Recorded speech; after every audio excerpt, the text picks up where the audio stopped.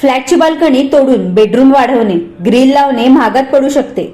हायकोर्टाने सरकारला कोणते निर्देश दिले? जर तुम्हाला रिअल इस्टेट मधील व्यवहाराबद्दल संपूर्ण माहिती हवी असेल तर आमच्या चॅनलला सबस्क्राईब करा आणि नवनवीन व्हिडिओ अपडेट्स मिळवा. सबस्क्राईब करा आणि तुमच्या रिअल इस्टेट नॉलेजमध्ये भर घाला. कोणत्याही नव्या हाऊसिंग सोसायटीत आपण घर, फ्लॅट किंवा अपार्टमेंट खरेदी केल्यावर बाल्कनीवर सेफ्टी जाळी, स्टेनलेस स्टीलच्या काचेच्या जाळ्या किंवा शेड्स बसवतात किंवा बाल्कनीचा विस्तारही करतात. पण आधीच बांधलेल्या फ्लॅटमध्ये असं करता येतं का?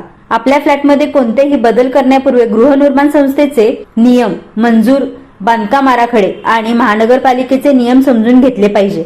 कारण परवानगीशिवाय कोणतेही काम केल्यास कायदेशीर वाद होऊ शकतात. फ्लॅटमध्ये बदल करताना नियम काय? बरेच लोक आपल्या फ्लॅटमध्ये, विशेषतः नवीन घरात शिफ्ट होताना, आपल्या शेजारी किंवा इतर ठिकाणाच्या बाल्कनी पाहून स्वतःच्या बाल्कनीत बदल करतात. याबद्दल अलीकडेच मुंबई उच्च न्यायालयाने म्हटले की नियम आणि परवान्याचे पुनरावलोकन न करता अशा प्रकारचे बदल केल्यास कायदेशीर वाद होऊ शकतात. त्यामुळे न्यायालयाने महाराष्ट्र सरकारला फ्लॅट मालक परवानगीशिवाय कोणते बदल करू शकतात याबाबत स्पष्ट मार्गदर्शक तत्वे विकसित करण्याचे निर्देश दिले आहेत. त्याचप्रमाणे भारतातील घर खरेदीदार आणि फ्लॅट मालकांना या प्रकरणातून महत्वाचा संदेशही मिळतो की फ्लॅटची मालकी तुमच्याकडे असली तरी तुम्ही तुमच्या इच्छेनुसार कोणतेही बाह्य बदल करू शकता असं नाही.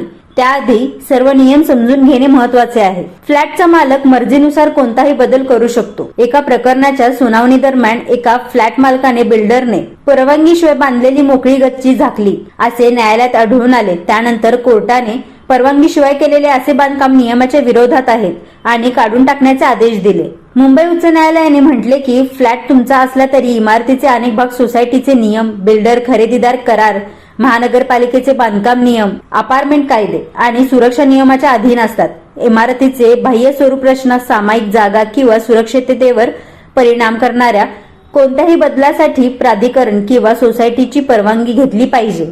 न्यायालयाने म्हटले आहे की अनेक फ्लॅट मालक नियमाची माहिती नसताना बाल्कनीवर जाळ्या, स्टेनलेस स्टील, काच किंवा छतावर शेड्स बसवतात किंवा घरातील काही भिंतीमध्ये बदल करतात.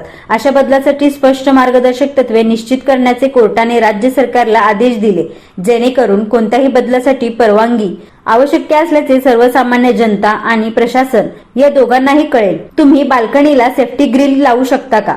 सोसायटीच्या नियम आणि स्थानिक कायद्यावर हे पूर्णपणे अवलंबून आहे. सोसायटीने परवानगी दिली, ग्रिल मंजूर डिझाईननुसार असेल आणि त्यामुळे इमारतीच्या बाह्य स्वरूप किंवा सुरक्षिततेवर परिणाम होत असेल तर प्राधिकरण किंवा सोसायटीच्या आदेशानुसार ग्रिल लावली जाऊ शकते.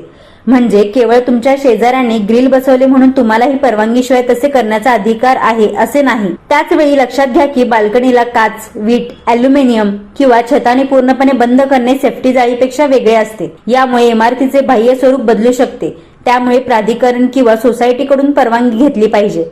मंजूर बांधकाम योजनेच्या विरुद्ध कोणतेही बदल केल्यास तुम्हाला काढून टाकण्यासाठी नोटीस किंवा आदेशही मिळू शकतो. परवानगीशिवाय बदल करण्याचे धोके. आवश्यक परवानगीशिवाय फ्लॅटमध्ये बाह्य बदल केल्यास महानगरपालिकेची नोटीस, सोसायटीसोबत वाद, कायदेशीर कारवाई, बदल काढून टाकण्याचे आदेश, मालमत्ता विकण्यात अडचणी किंवा कागदपत्रांच्या प्रक्रियेत विलंब यासारख्या समस्या उद्भवू शकतात. त्यामुळे कोणतेही छोटे मोठे बदल करण्यापूर्वी नियम आणि आवश्यक परवानग्या तपासून घेणे शहाणपणाचे ठरेल. तुमच्या सोसायटीमध्ये बाल्कनीत बदल करताना कोणत्या नियमाचे पालन करावे लागते याबाबत तुमचे काय मत आहे? कृपया तुमचे विचार कमेंट बॉक्समध्ये शेअर करा.